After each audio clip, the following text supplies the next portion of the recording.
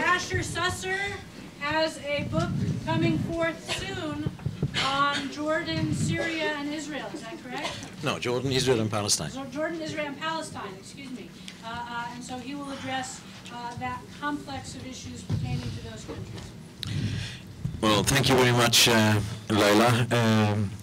In the interest of time and my voice, I'll just speak about Jordan and perhaps issues that relate to Israel in this matter we can leave for the questions. Israel doesn't really fit into this picture, and if it does, questions can be asked. The real story here for me is Jordan next, as many people seem to be asking?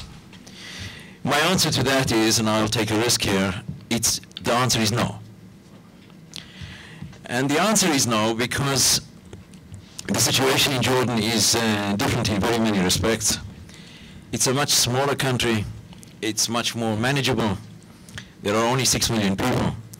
And the opposition in Jordan, which has gone out in demonstrations over the last few weeks, is not even asking for the removal of the regime. The opposition does not speak about Iskat al-Nizam.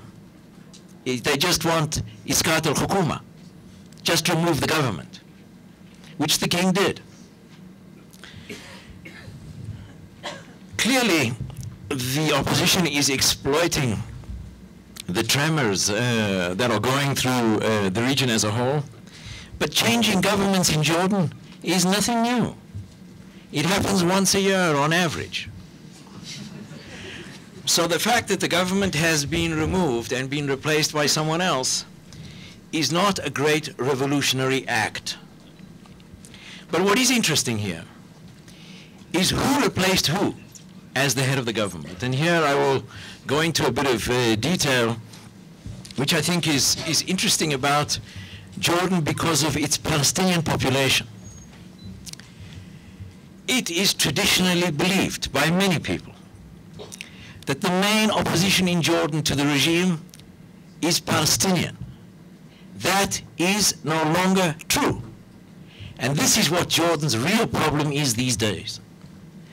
What has happened in Jordan because of political reform, but mainly because of economic crisis and the implementation of neoliberal reforms in accordance with the World Bank and the International Monetary Fund.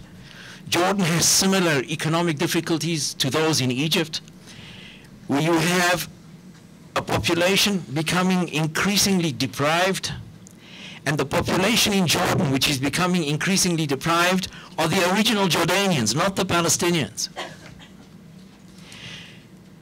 The original Jordanians are the backbone of the government, and therefore they rest on government subsidies and government salaries.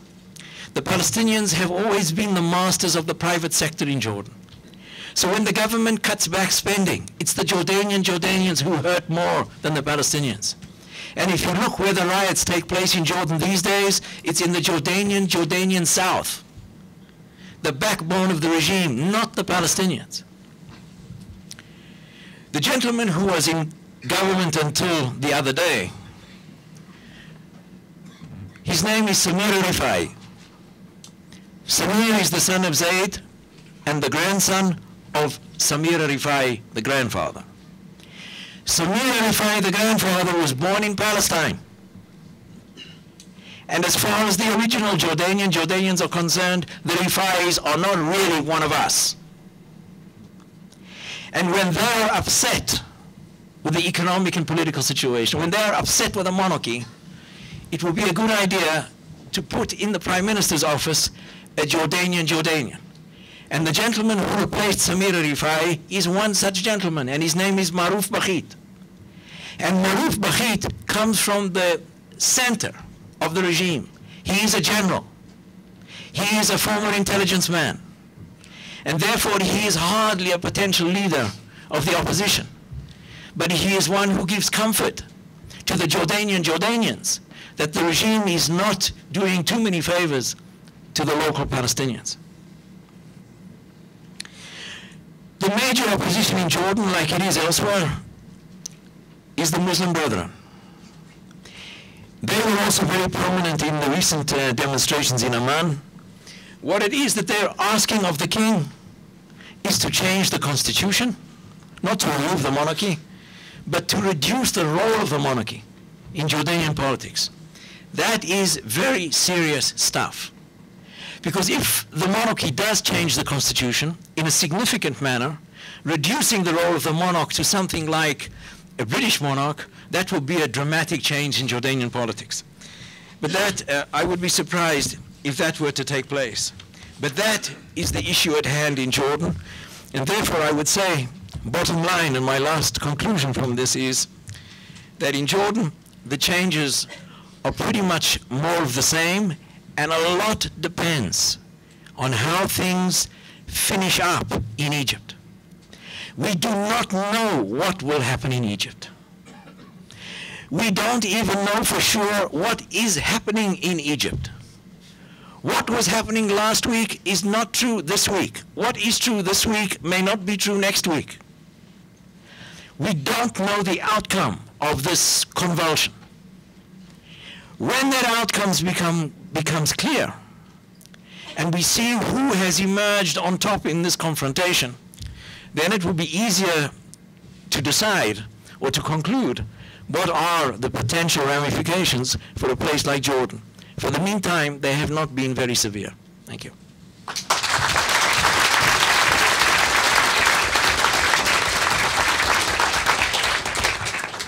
Now Dr. Fatin Ghassan will talk about Lebanon.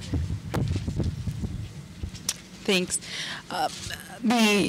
Moving on to Lebanon, I think the situation in Lebanon is going to be a bit similar to that in Jordan, and that is the situation is different from what's happening in the rest of the region. Can you hear me now? First and foremost, the crisis in Lebanon is not new. It has been going on since 2005 after the assassination of the ex-Prime Minister of Lebanon, Rafiq al-Hariri, in which we saw the emergence of two main camps. The first camp is known as the March 14 camp, or as the Western media likes to call them, the pro-Western coalition. And this camp included 5 major political parties. There is the Future Movement, which is predominantly a Sunni party, in addition to some wealthy individuals from other sects, the Progressive Socialist Party, which is a Druze party, the Phalange Party, a Maronite Christian party, and the Lebanese Forces, also another Maronite Christian party, and some smaller parties. Now, a majority of these individuals that are within this coalition are not only warlords during the 15-year civil war in Lebanon, but also they were Syria's right hand after the civil war ended for another 15 years. Now, next we have the other coalition, the March 8th coalition, or as the Western media likes to call them, the pro-Syrian, pro-Iranian coalition. Now, while this coalition truly does have a major party, Hezbollah, which is as the supporters of a majority of the Shiites, it also includes 15 other political parties, including Aman, another Shiite party, the Free Patriotic Movement, which is actually a secular party, and in the last election, parliamentary election in Lebanon, won about 50 to 60% of the Christian votes. You've got the Merida Party, a Maronite party, a Maronite Christian, the Tashnak, an Armenian Christian party, and others. However, that being said, some of the leaders of the opposition or within this group were also warlords and were also part of the Syrian tutelage. Yet some of them were not, and not everyone within this coalition could be considered anti-American.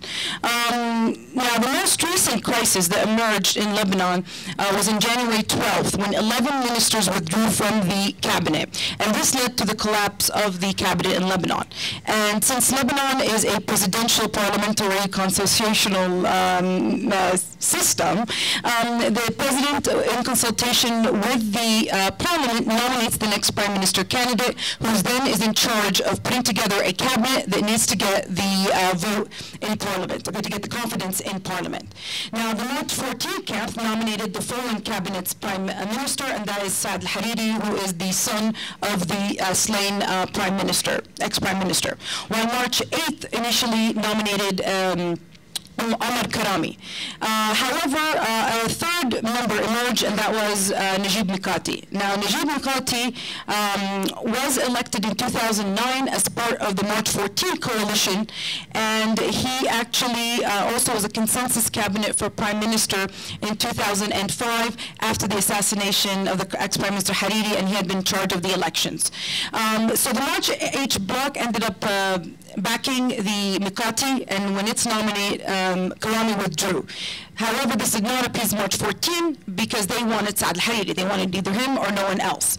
So what really shifted was not really particularly a rise of one particular group, but because the alliance within March 14th collapsed. So some people who had given the majority to the pro-government withdrew from that coalition and joined the opposition. And these two were the Tripoli Bloc, which Najib Mikati is from, and the Progressive Socialist Party. They both withdrew and sided with Mikati rather than Hariri. This led, of course, to the anger of the pro-government people, and they went down to the streets to protest that their candidate did not get the nomination from majority of the parliament. Now, a major reason why several members of the March 14 bloc split from this group is really related to the issue of the tribunal. And the Special Tribunal for Lebanon was established by the UN to investigate the assassination of the ex-Prime Minister Hariri.